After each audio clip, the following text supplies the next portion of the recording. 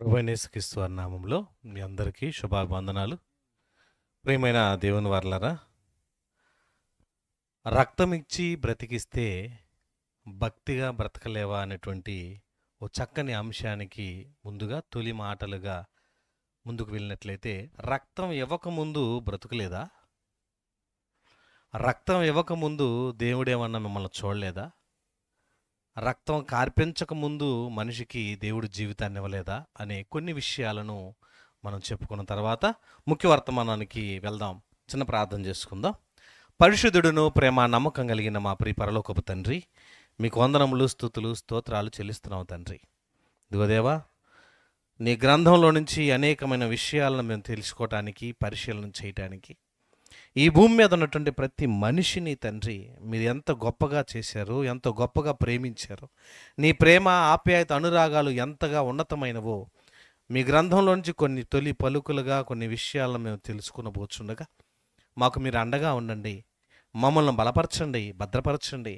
మీ నామ ఘనతకై ఈ వాక్యములో ఉన్నటువంటి సత్యమును తెలుసుకొని ఈ రాత్రి సభకు ఎందరైతే వచ్చారో వారందరికీ తండ్రి ఆదరణ, ఆప్యాయత, అనురాగాలు కలిగించి మీ నిండైన మెండైన దీవెనలతో నడిపించి బలపరచమని, దగ్గర నుంచి దూరం నుంచి శబ్దం ద్వారా వినుచున్న వారికి కూడా ఒక కనివిప్పు కలుగులాగిన మీ యొక్క సంకల్పాన్ని ప్రతి ఒక్కరిలో భద్రపరిచి బలపరచమని క్రీస్తు నామమున ప్రార్థిస్తూ వేడుకొంచున్నాము తండ్రి. ఆమెన్. మంచిది. మరి ప్రియమైన దేవుని వారలారా, ఇంతవరకు అన్నగారు కొన్ని విషయాలు మనకు తెలియజేశారు. మరి ఈ సభల్లో చాలా భారభరితమైనవి అయినా కూడా ఆయన తన కష్టార్జితముతో ఎవరిని ఆశించక తన వంతు దేవునికి చెయ్యాలి అని ఈ ప్రాంతానికి ఈ మధ్యకాలంలో వచ్చిన వ్యక్తి దేవుడు ఎంత గొప్పగా చేశాడో ఆ గొప్పతనాన్ని మనిషి ఎలా పోగొట్టుకుంటున్నాడు. ఈ మనిషి యొక్క బ్రతుకు కాలం అంత తక్కువ. నిజంగా ఈ మనిషి యొక్క బ్రతుకు కాలం అంత తక్కువ. నిజంగా భూమి మీద ఉన్న 90 లక్షల రకాల జీవరాశులలో ఏ జీవరాశికి ఇవ్వని ఖ్యాతి, ఏ జీవరాశికి ఇవ్వని ఆధిక్యత మానవుడిగా మనకెందుకు ఇచ్చాడు? ఆయన యొక్క ఉద్దేశం ఏంటి? ఆయన యొక్క భావం ఏంటి? ఆయన ఆలోచన ఏంటి? ఎందుకు ఆయన ఇవ్వగలని అన్నాడు? ఎందుకు చెయ్యాలనుకున్నాడు? ఎందుకు మనకిచ్చాడు? ప్రకృతిలో ప్రతిదీ ఆయన చేసినదే. ఆయన చేయకుండా ఈ భూమి మీద ఏది రాలేదండి. ఆయన సొంతగా ఆలోచన చేసి నిర్ణయించాడు. ఒక డిజైన్ గీయాలంటే ఆ బొమ్మ గీయటానికి ఆర్టిస్ట్కి సుమారు ఒక 50-60 బొమ్మలు గీసిన తర్వాత ఏదో ఒక బొమ్మ మరొక బొమ్మలో కలిసిపోతూ ఉంటుంది. కొంతమంది ముగ్గులు వేసే వాళ్ళు ఉంటారు.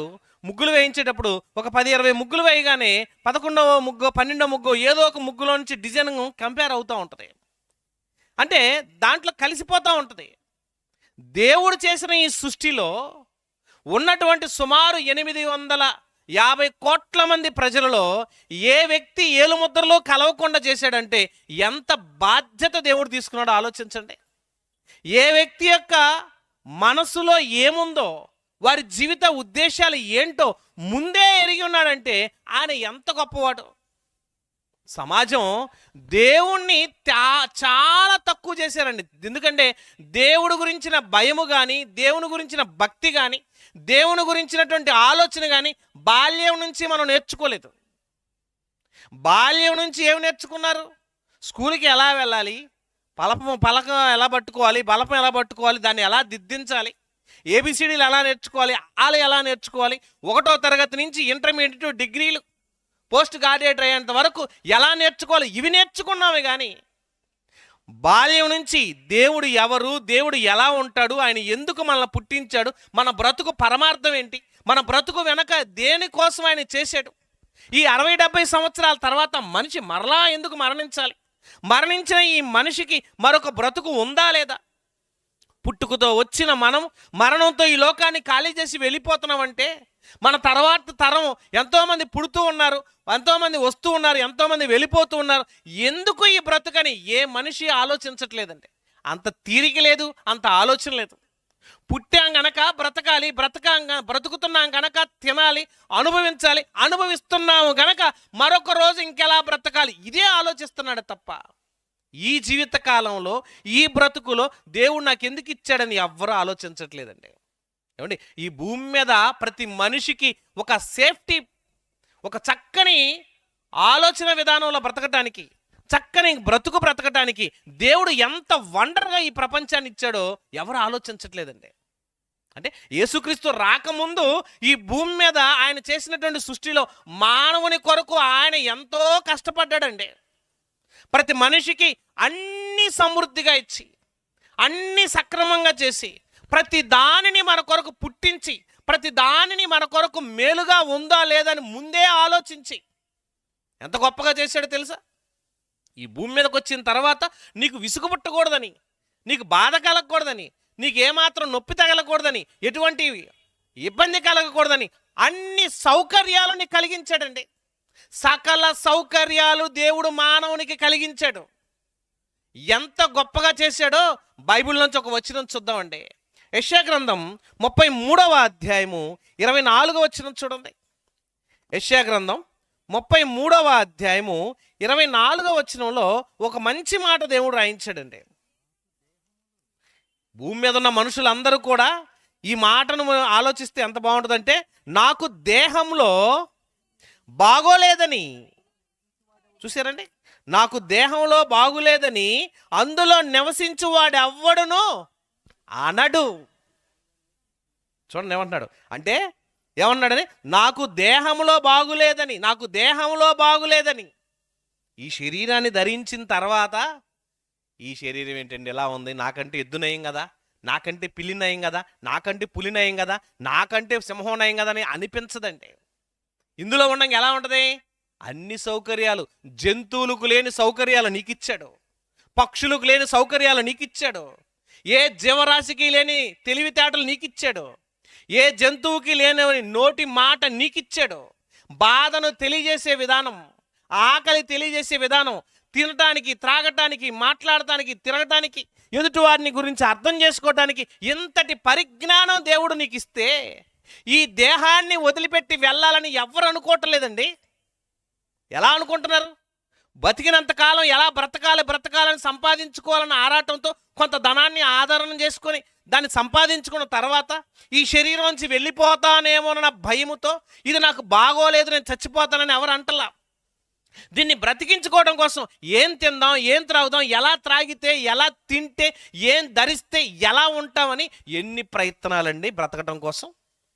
అంటే బ్రతుకు ఇంకా బ్రతకాలి, ఈ బ్రతుకు భూమి మీద ఇంకా ఉండాలి, ఇంకా నేను కొంతకాలం ఉండాలని ఆరాటంతో మనిషి ఉంటున్నాడంటే దేవుడు ఈ బ్రతుకుని విసుగు పుట్టే విధంగా, బాధ కలిగించే విధంగా, నిన్ను భూమి మీద ఉండకుండా ఉంచే విధంగా ఈ భూమిని చేయలేదండి. నీ బ్రతుకు బాగుండాలని దేవుడు ఏమంటున్నాడు చూడండి, నాకు దేహంలో బాగోలేదని అందులో నివసించువాడు ఎవడు. అన్ని బాగున్నంతసేపు ఎలా ఉంటాం, ఇంకా బ్రతకాలి, ఇంకా బ్రతకాలి, ఇంకా బ్రతకాలి, ఇంకా బ్రతకాలి. నువ్వు అనుకున్నది ఏది జరగకపోతే అప్పుడు అంటాడు, ఊరు పొమ్మంటుంది, కాడి రమ్మంటుందని. బాగోపోతే ఆలోచన, బాగున్నాయి కదండి, బాల్యం నుంచి ఎంత ఆనందంగా ఎదుగుతావు, ఎంత చక్కగా సరదాగా బ్రతుకుతావు, ఎంత హ్యాపీ లైఫ్. నీకంటూ గొప్ప జీవితాన్ని, నీ గొప్ప ఆలోచనను దేవుడు పుట్టించి కలిగించి మనిషిని దేవుడు ఉన్నత స్థితిలో ఉంచాలని ఎన్నో కలలు కన్నాడండి.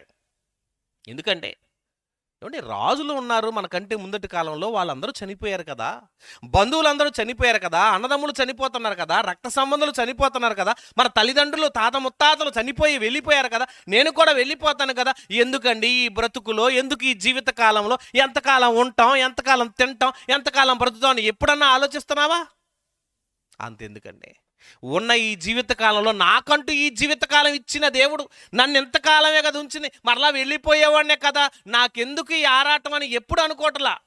ఉన్నంతకాలం ఉండాలి, ఉన్నంతకాలం ఇంకా బ్రతకాలి, ఇంకా ఇంకా ఇంకా అనే ఆలోచనతో ఉన్నాడు తప్ప దేవుడు ఎవరు, ఆయన ఎందుకు చేశాడు, ఆయన ఉద్దేశం ఏంటి, ఈ లోకం మన కలగక మునుపు ఇంత విచిత్రంగా ఎవరు చేశారు, ఎందుకు చేశారని ఎప్పుడైనా దేవుని గురించిన ప్రణాళిక మానవునికి వచ్చిందా? అస్సలు రాదండి. నేను చదవాలి, గొప్పవాడిని అవ్వాలి, ఉన్నతుడిని అవ్వాలి, గొప్పవాడిని చేయాలి, నేను ఇంకా గొప్పవాడిగా బ్రతకాలని ఈ ఆరాటమే ఉంది. కానీ ఈ దేహాన్ని, ఈ శరీరాన్ని ఇంత విచిత్రంగా, ఇంత గొప్పగా, ఇంత విలువగా ఈ దేహాన్ని చేసిన దేవుడు ఎవరు అనే ఆలోచన ఎప్పుడైనా కలుగుతుందా? నువ్వు తింటున్న ఆహార పదార్థాలు తింటున్నప్పుడు ఈ రుచికరాలేంటి, ఈ రుచికరమైన పదార్థాలేంటి, ఈ పదార్థాల వెనక దీని నిర్మాణకుడు ఎవడని ఎప్పుడైనా ఆలోచించావా? ఉన్నటువంటి పువ్వులు చూసినప్పుడు ఎన్ని రకాల పువ్వులు, ఎన్ని రకాల పండ్లు, ఎన్ని రకాల కూరగాయలు, ఎన్ని రకాల మాంసాహారాలు ఎందుకు ఇచ్చాడు, ఎవరిచ్చారని ఎప్పుడు ఆలోచించాడని మనిషి చెప్పండి. నువ్వు పుట్టక ముందే, నువ్వు ఈ భూమి మీదకి రాకముందే నీ గురించిన ప్రణాళిక దేవుడు ఆలోచించాడంటే ఎంత గొప్పవాడండి దేవుడు. తల్లి గర్భంలో బిడ్డ పుట్టబోతున్నాడు అనగానే తల్లిదండ్రులు ఎన్నో ఆశలు పెట్టుకుంటారు. నాకు కుమారుడు పుడితే ఇలా చేద్దాం, కుమార్తె పుడితే ఇలా చేద్దాం, ఎలా ఇద్దాం, ఎలా చేద్దాం, ఏం చేద్దాం, ఎలా ఇద్దాం, వారికి ఎలా బ్రతికిద్దాం, ఎలా ఉన్నత ఆలోచనలని ఎన్నెన్నో తలంపులు. పుట్టబోయే బిడ్డ కోసమే భూమి మీద ఉన్న తల్లిదండ్రులే ఎంత ఆలోచిస్తుంటే, ఈ సృష్టిని నిర్మాణం చేయటం వెనక, ఈ సృష్టిని కలిగించక ముందు కోట్ల సంవత్సరాల ప్రణాళిక అంటే దేవుడిది. ఏమంటే దేవుడికి నీ గురించిన అంత ప్రణాళిక ఉందా, అంత ఆలోచన ఉందా? ఎఫెసీ పత్రిక 1వ అధ్యాయము 4వ వచనంలో ఆ మాట అంటున్నాడు చూడండి. ఎఫెసీ పత్రిక 1వ అధ్యాయం 4వ వచనంలో మొదటలో దేవుడు నిన్ను గురించి చేయక మునిపే నీ గురించిన ప్రణాళిక దేవుడికి ఎంత ఉందో ఒకసారి ఆలోచించండి. ఎట్లంటే, తన ప్రియుని యందు తాను ఉచితంగా మనకు అనుగ్రహించిన తన కృపా మహిమకు కీర్తి కలుగుటకై తన చిత్త ప్రకారమైన దయా సంకల్పము చొప్పున యేసుక్రీస్తు ద్వారా తనకు కుమారులుగా స్వీకరించుటకై మనలను, చూశారండి, మనలను అంటే ఎంతమందిని?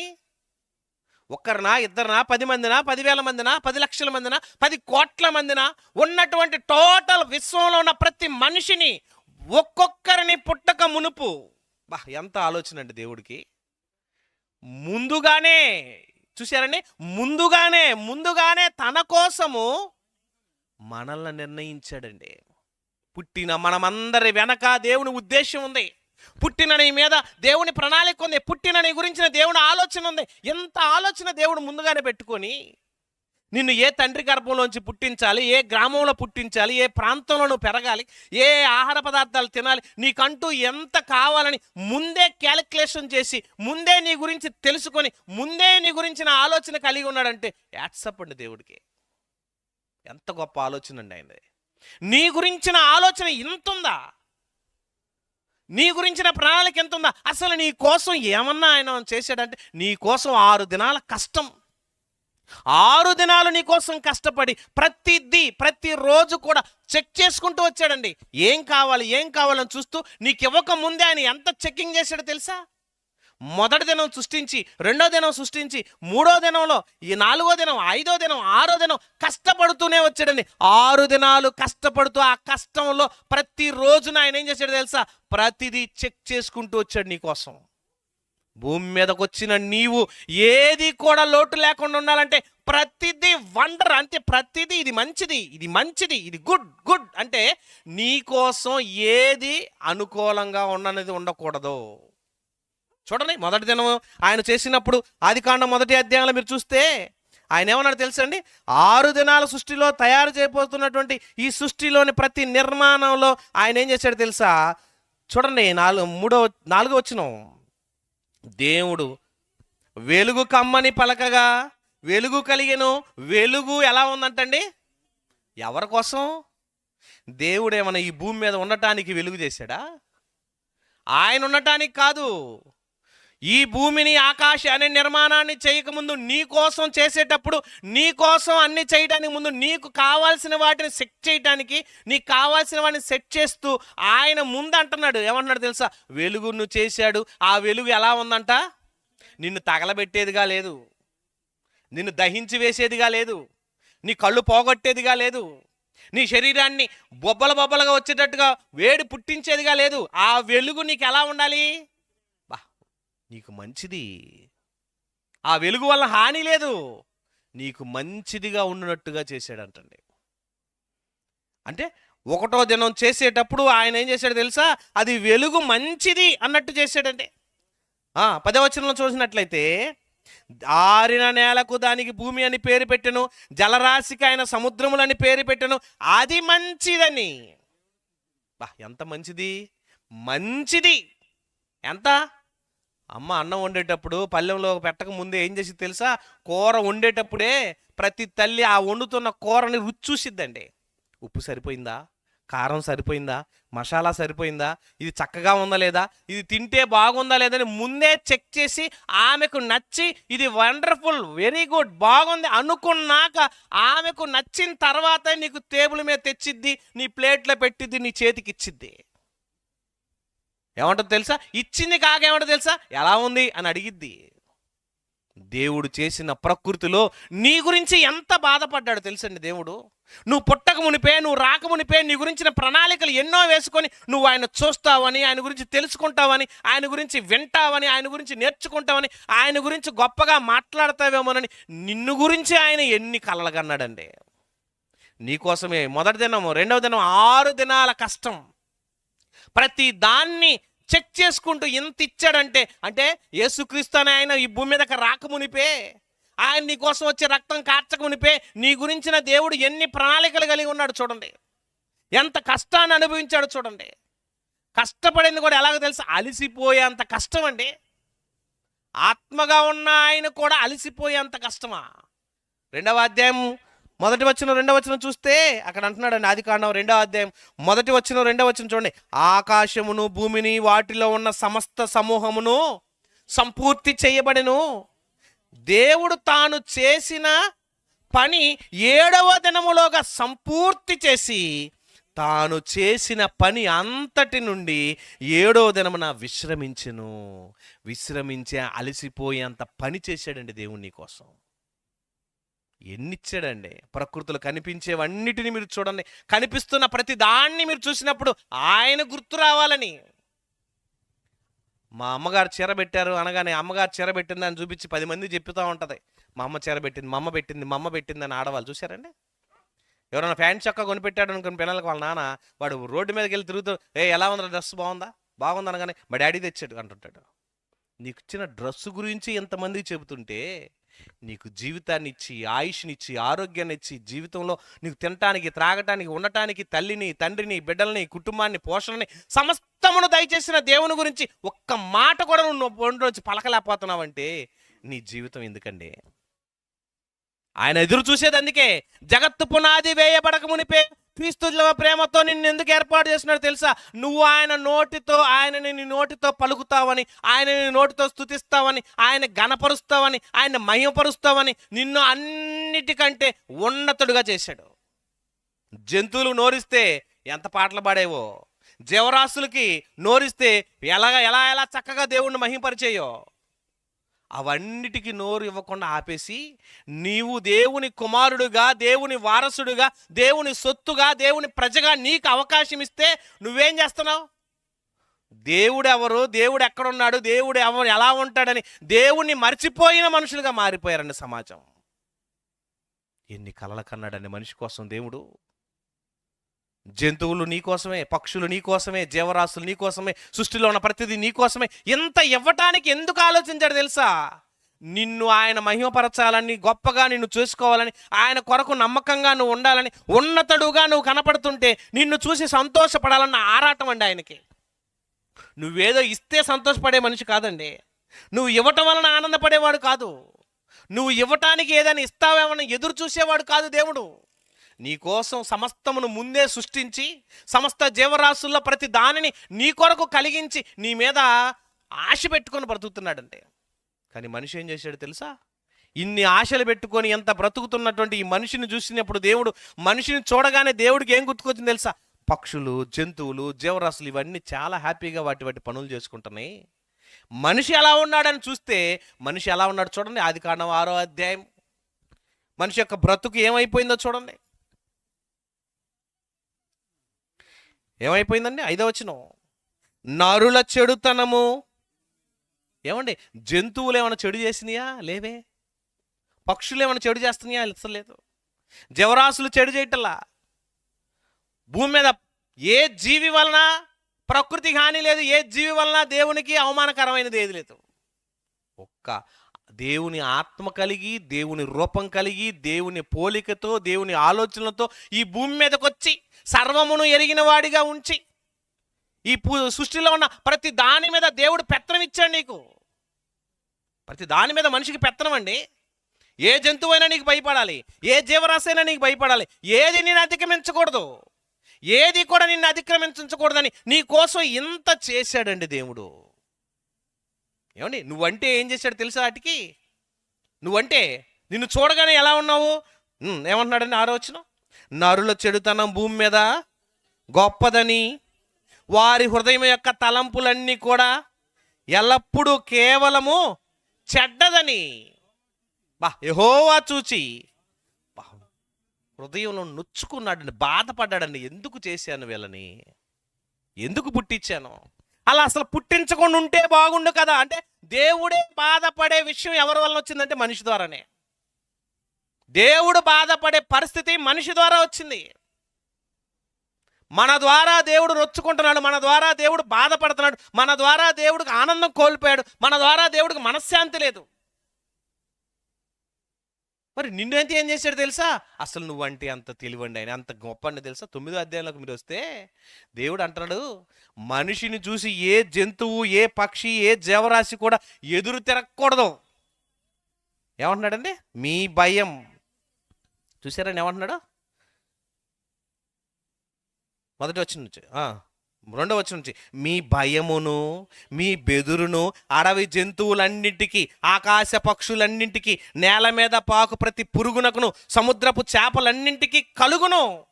అవి మీ చేతికి అప్పగింపబడి ఉన్నవి. ప్రాణము గల సమస్త చరములు మీకు ఆహారమగును. పచ్చని కూర మొక్కలు అన్నీ మీకు ఇచ్చాడు. ఏమండి, చాలామంది ఆడవాళ్ళు పల్లెటూరులో గేదెలను పెంచుకుంటారు. గేదె ఎంత బరువు ఉంటుందండి? సుమారు 5 క్వింటాలు 6 క్వింటాల బరువు ఉంటుంది. మనం ఎంత ఉంటాం? 60-70 కేజీలు ఉంటాం. చాలామంది ఆడవాళ్ళు తెపాలు తీసుకొని పాలు తీయటానికి పొద్దున్నే అక్కడికి వెళ్ళగానే రాత్రంతా దోమలు గుట్టి, రాత్రంతా నిద్ర పట్టక, నిద్ర లేక, దోమ మరి ఆ వాళ్తూ చంపు తింటుంటే పాపం అది నిద్ర లేక ఇసురుకోవడానికి ఏముంటుందండి? దాని తోకే. ఆ తోకతో ఇసురుకుంటూ అటు లెగుస్తూ పడిపోతా, లెగుస్తూ ఉంటే నువ్వు మేతేసినా మేయిపోయినా నువ్వు గురకబెట్టి నిద్రపోతా, నీకు ఇబ్బంది కలగకూడదని ఏసీ వేసుకొని, ఫ్యాన్ వేసుకొని, గదిలో మరి దోమల కాయలు వెలిగించుకొని రకరకాలుగా పడుకొని, తెల్లవారింది టీ తాగాలనగానే ఎవరు గుర్తుకొస్తారు నీకు? గేద గుర్తుకొస్తుంది. బయలుదేరి చక్కగా దాని దగ్గరికి వెళ్ళిపోయి ఆ నుంచుంటావు. అది ఎలా ఉంటుందో తెలుసా? దానికి నోరుస్తే అనేది ఏముంటుందండి? కమ్మగా తెల్లవారులు గురకబెట్టి నిద్రపోయావు, హాయిగా బ్రతికావు, చల్లగా లేదని ఏసీ వేసుకుని పడుకున్నావు, నన్ను ఈ పాకాలో పడేసావు, ఈ దోమలేంటి, ఈ రొచ్చేంటి, ఈ రోత ఏంటి, ఈ భయం ఏంటి, తెల్లవారగానే మళ్ళీ తెపాలు తీసుకుని నా దగ్గరికి వచ్చావు, రా నిన్ను ఒక తన్నుదంతాను అనుకుంటుందా? నువ్వు వచ్చింది కాక మళ్ళీ దాని దగ్గర కూర్చొని ఏమంటావు తెలుసా? అది మళ్ళీ దాన్ని ఏగ వాలిన, దోమ వాలిన, మరి ఏమాత్రం తోక కదిలిచ్చిన ఏమంటావు తెలుసా అండి? కూర్చో, అరమాకు, కదలమాకు, కదిలితే తెచ్చావే, తిడతా ఉంటే భయపడిపోద్దంటే. ఏమాత్రం నిన్ను ఎగిరి ఒక తన్నుదని నీ మీదకి ఎక్కి తొక్కింది అనుకోండి, నీ భర్త నీ పిల్లలు వచ్చేలోపు చచ్చిపోతావు. నిన్ను చూస్తానికి లాస్ట్ చూపు కూడా ఉండదు, ఇక నీ నోటి మాట కూడా ఉండదు. నిన్ను చంపడం దానికి ఈజీ, నిన్ను ఇట్టే చంపేయచ్చు. కానీ ఏం చేశాడు దేవుడు? ఇంతంతలో కళ్ళు పెట్టాడండి దానికి, గేదకి. నిన్ను చూడంగానే తాడి చెట్టు అంత కనపడతావు దానికి. బాబోయ్, నా యజమాని వచ్చాడు, నన్నేముంది, ఇంక కొడితే నేను చచ్చిపోతాను, చెయ్యి ఎత్తితే ఇంకేముంది, నేను చచ్చిపోతాను, తలకాయ ఉంచేసిద్ది. అది అంత పెద్దది. ఎదురు తిరిగిద్దా? ఎదురు తిరగకుండా దేవుడు ఏం చేశాడంటే, నువ్వంటే భయం. ఏం చేశాడండి దేవుడు? నువ్వంటే భయమును, నువ్వంటే బెదురును దాన్ని కలిగిచ్చాడండి. నువ్వు భయపెడతావు, సింహాన్నైనా ఆడించగలవు. సర్కస్లో చూడండి, సింహానైనా తాళ్ళు మీద నడిపిస్తాడు, పులినైనా సర్కస్ చేపిస్తాడు, ఏనుగునైనా స్టూల్ మీద నిలబెడతాడు. ఎందుకు ఇంతగా చేయగలుగుతావు అంటే, నువ్వేదైనా చేయొచ్చు. చిలకతో మాట్లాడించగలవు, పాముతో నాదస్వరం ఊది దాన్ని పాములు ఆడించగలవు, దాన్ని పట్టుకొని దాని విషాన్ని తీయగలవు. ఏది చెయ్యి, నీకు ఎదురు తిరిగేది ఉందా, దాన్ని తీసేస్తాను. ఎందుకు నీకంటే నువ్వంటే అంత ప్రేమ? ఎందుకు నువ్వంటే అంత దేవుడికి గొప్పతనం? నువ్వు ఆయన బిడ్డవని, ఆయన రూపానివని, ఆయన స్వరూపానివని, ఆయన ద్వారా వచ్చిన ఆయన ఆత్మను పంచుకొని పుట్టిన పిల్లలవని. దేవుడు వాటన్నిటిని నీ చేతికి అప్పగిచ్చాడంట. ఎందుకు? నువ్వు రాజురా, వాటన్నిటిని పుట్టించింది నేనైనా, ఏలే నాయకుడు నువ్వే, ఏలే నాయకత్వం నీకే అప్పగిచ్చాను. నిన్నెంత గొప్ప చేశాడండి దేవుడు. క్రీస్తు రాకముందే ఎంత గొప్పగా నిన్ను చూసుకున్నాడు. క్రీస్తు రావాల్సిన అవసరం లేకుండా నీ కోసం అన్నీ చేశాడు. అన్నీ చేసి అన్నీ ఇచ్చి అన్నీ పెడితే అన్నీ తిని తాగిన తర్వాత దేవుడు ఎవరు, దేవుడు ఎక్కడున్నాడు, దేవుడు లేడు అనే దశకు వెళ్ళిపోయాడు మనిషి. కలిగించిన వాటన్నిటిని చూసి శాస్త్రవేత్తలు కూడా విశ్వాన్ని చూస్తున్నారు, ఇంకా అంతరిక్షం అంతా కూడా విస్తరిస్తుంది అంటున్నారే కానీ ఆ విస్తరిస్తున్న అంతరిక్షం వెనక ఎవరున్నారన్న ఆలోచన లేదు. బిగ్ బ్యాంగ్ థియరీ అని చెప్పుకున్నారు కానీ ఆ థియరీ వెనక ఆ సౌండ్, ఆ సిస్టమ్ అంతా ఎవరు పెట్టారో ఎవరికి లేదు. ప్రపంచం అంతా కూడా నిద్రపోతున్న దశలో ఉంది. ప్రపంచాన్ని మేలుకొలపడానికి బైబిల్ రాయించి దేవుడు ఇందులో ఉన్న ప్రతి మాట మీరు తెలుసుకుంటే దేవుని గొప్పతనము, దేవుని ఖ్యాతి తెలుస్తుందని చెప్పినా వినని దశలో ఉండిపోయారు. పాపాత్ములుగా మారిపోయారు. ప్రపంచంలో ఏ జీవరాశి చేయని నేరం ఘోరాలు చేస్తూ మనుషులు చంపుకు తింటున్న రోజులు అయిపోయినాయి. అంటే ఎంత దారుణంగా తయారైపోయాడు తెలుసా?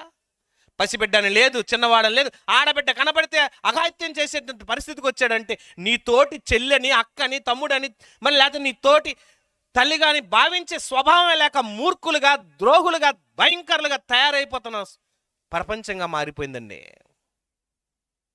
ఏ జాతి జంతువు మరొక జాతిని చూసి భయపడదు ఆ జాతిలో, కానీ మనుషులే మృగాలుగా మారిపోయి, క్రూరులుగా మారిపోయి, ద్రోహులుగా మారిపోయి చిత్రవద చేసే పరిస్థితికి వచ్చిందంటే వాళ్ళందరి నుంచి ఎలా విడిపించాలి, ఎలా మార్చాలి, ఏం చేస్తే మారతారు వీళ్ళు, ఎలా చేస్తే మారతారు వీళ్ళని ఆలోచన కలిగి ఉన్నాడండి దేవుడు. ఎంత బాధపడుతున్నాడు తెలుసండి. ఈ మనుషులు చేస్తున్న ఈ పాపాలు, ఈ నేరాలు, ఘోరాలు ఎలా చేస్తే వీళ్ళని మళ్ళీ పరిశుద్ధులుగా మార్చగలం? లోకమంతా చెడిపోయిన ఈ ప్రపంచంలో బ్రతుకుతున్న మనిషిని పాపాత్మంలో నుంచి తీసేసి పరిశుద్ధుడిగా పరలోకాన్ని తీసుకెళ్ళాలంటే ఏం చెయ్యాలి?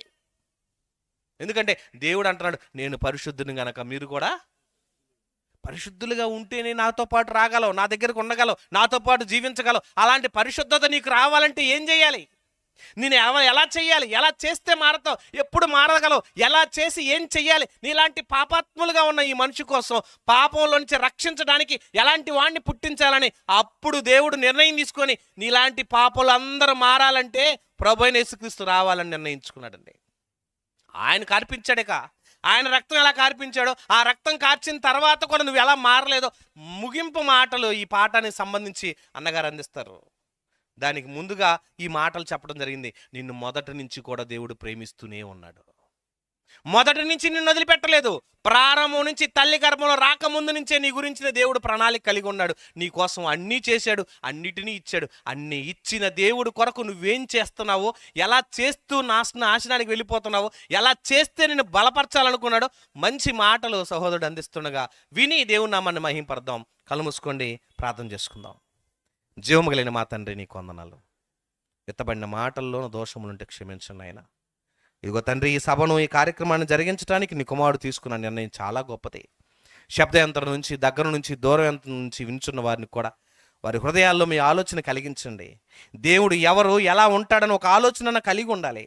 ఆయన కోసం వెతకాలంటే ఈ బైబిల్ గ్రంథంలో సవివరంగా సృష్టి వివరణ రాయించిన దాంట్లో మానవుని యొక్క మనుగడ ఎలా ఉండాలో వివరించారని ఆ సంగతి ఎరిగి బ్రతికే అవకాశం మాకు దయచేయమని కూడి వచ్చిన ప్రతి బిడ్డను జ్ఞాపకం చేసుకోండి. వారి కుటుంబాల్లో అవసరతలు, అక్కర్లు తీర్చి మీ నామఘనతగా నిలబెట్టి నడిపించమని, భవిష్యత్తు నెరిగిన మీరే మాకు సహాయకులు గుడి నడిపించమని నీ కుమారుడు నిలువబడి మాట్లాడబోచుండగా మరిన్ని సంగతులు మాకు తెలియజేసి మీ ఆత్మీయ జ్ఞానాన్ని ఇచ్చి భద్రపరిచి బలపరచమని క్రీస్తు నామమున ప్రార్థిస్తూ వేడుకొంచున్నాము తండ్రి. ఆమేన్. అందరికీ వందనాలు.